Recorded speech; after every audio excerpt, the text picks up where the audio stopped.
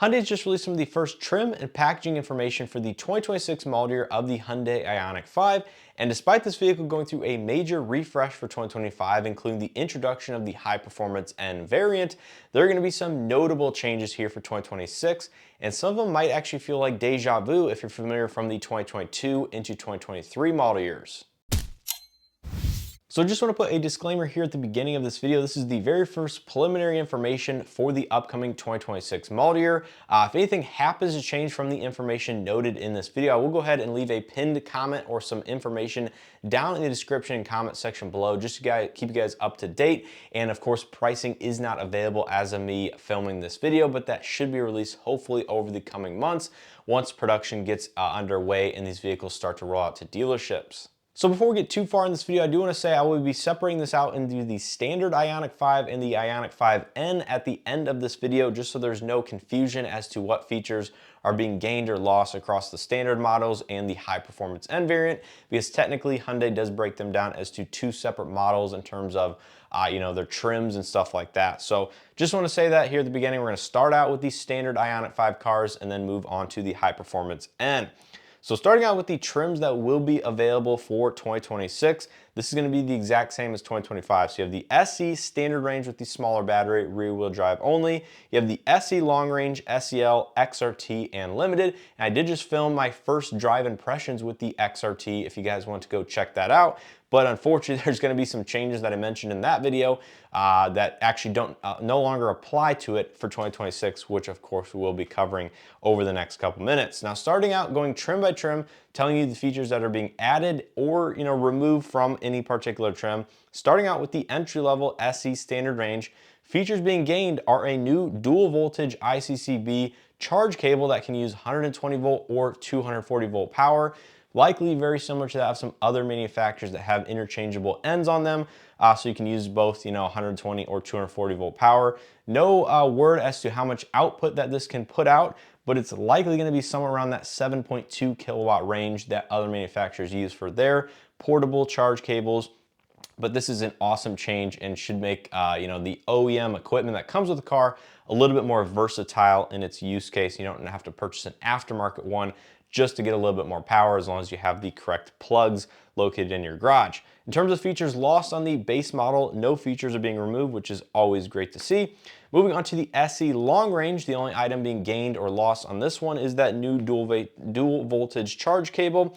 Moving on to SEL, this is the one that, like I said, might feel like deja vu if you're familiar from the 2022 to 2023 model year of the vehicle. The only feature being added to SEL is the dual voltage charge cable, but features being removed are plenty. So the SEL features lost are the nicer projector LED headlights, power folding side mirrors, roof rails, heated steering wheel, heated rear seats, advanced rear occupant alert, and digital key to premium. So these features are no longer going to be found on SEL, and in fact, some of these features are only going to be found on limited, but a couple of them will be found on XRT too. But yeah, really disappointing actually to see that those features are going away, and I'll go ahead and put in the parentheses what trim level they will now be available on for 2026 beside each one. Moving on to XRT, also getting the dual voltage charge cable as standard, and the features lost on XRT are power folding side mirrors, sliding center console, the steering wheel pixel lights, heated steering wheel, heated rear seats, and the active sound or the EASD functionality will no longer be on XRT or some trim levels entirely. So again, just filmed that video a couple weeks ago with the 2025 XRT, mentioned some of these features, no longer going to be found on that one for 2026, which is, again, very disappointing. And finally, moving on to the fully loaded limited, gets the dual voltage charge cable, and the features lost on limited is the active sound or the ESD feature. I'm not sure why that is being discontinued from those two vehicles or just removed entirely. Maybe it's a feature that nobody really used or wanted, but you guys let me know that down in the comment section below. That is no longer going to be found on any Ioniq 5 for 2026, but was on those couple trims for 2025. Now, when it comes to colors for the standard Ioniq 5 vehicles, there is going to be the introduction of one new color, and that is Sage Silver Matte, which is actually on the current 2026 Ioniq 9 SUVs in select configurations. And also some good news, Cosmic Blue and Ultimate Red will be expanded to other trim levels in terms of their availability, as they were limited, I believe, to XRT only for 2025 and late availability at that, but are now being expanded to some other trims, including on Cosmic Blue, you'll be able to get it on XRT and Limited, but only with the gray interior on the Limited. And in terms of Ultimate Red, you'll be able to get that on SEL, XRT, and Limited, excluding the green interior on the Limited. So there's gonna be 2 colors on the SEL, 2 interior colors on the Limited, plus the XRT, which you get Ultimate Red on. And Sage Silver Matte will be available on SEL with the black interior and Limited with either the black or green two-tone interior, which is cool to see. And that color I think looks good in the press photos that I've seen on the Ioniq 9 and should look just as good on the Ioniq 5. So that is basically going to be it for all the trim changes coming to the base or the standard Ioniq 5 vehicles. Unfortunately, I don't have any pricing information, as I mentioned, and the tariff situation is ongoing, but these are going to be assembled still at the Meta plant. That was that was the case for all 2025 or newer Ioniq 5 vehicles, but of course they did tweak the battery mineral sourcing and componentry to make them eligible for the federal tax credit about halfway through the 2025 model year, and I assume they will still be applicable for 2026 for the credit, but the credit in and of itself might be going away here shortly. We really don't know much information on that other than there are bills going through the House and the Senate to discontinue some of those programs. Now moving on to the Ioniq 5N changes specifically, these are some better changes overall than that of the standard car. So the Ioniq 5N is now getting the NACS or the J3400 charge port on the vehicle as standard, which is going to match that of the standard car.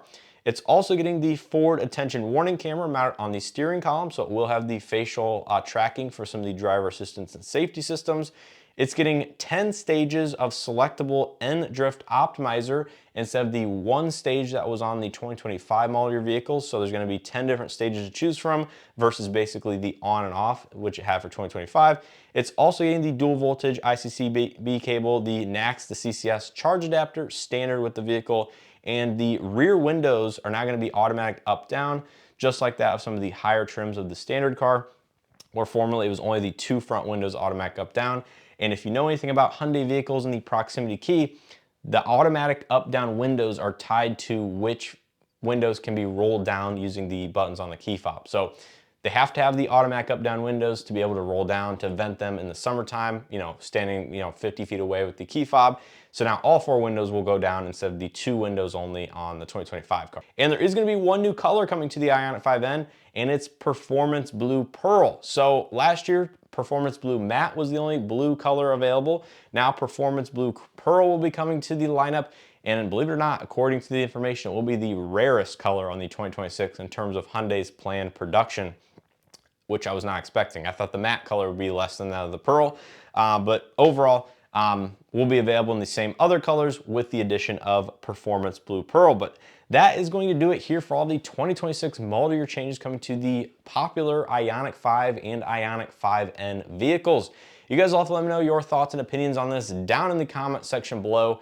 Of course, I do have some content walkarounds with the Ioniq 5, plus that first drive on the XRT I did just a couple weeks ago. But really, I am quite disappointed by Hyundai's continual actions at this point, removing some of these features that are just introduced on a mid-cycle refresh or product enhancement, just on the next year to remove them entirely and make them unavailable. I genuinely don't get why they're doing that. The SEL trim, like I said, has been hit this same way before. In 2022, it had the nicer projector LED headlights, had some other features, the ambient lighting, things like that. And then in 2023, many of those features got removed and stripped away, and even more so did get stripped away for 2024.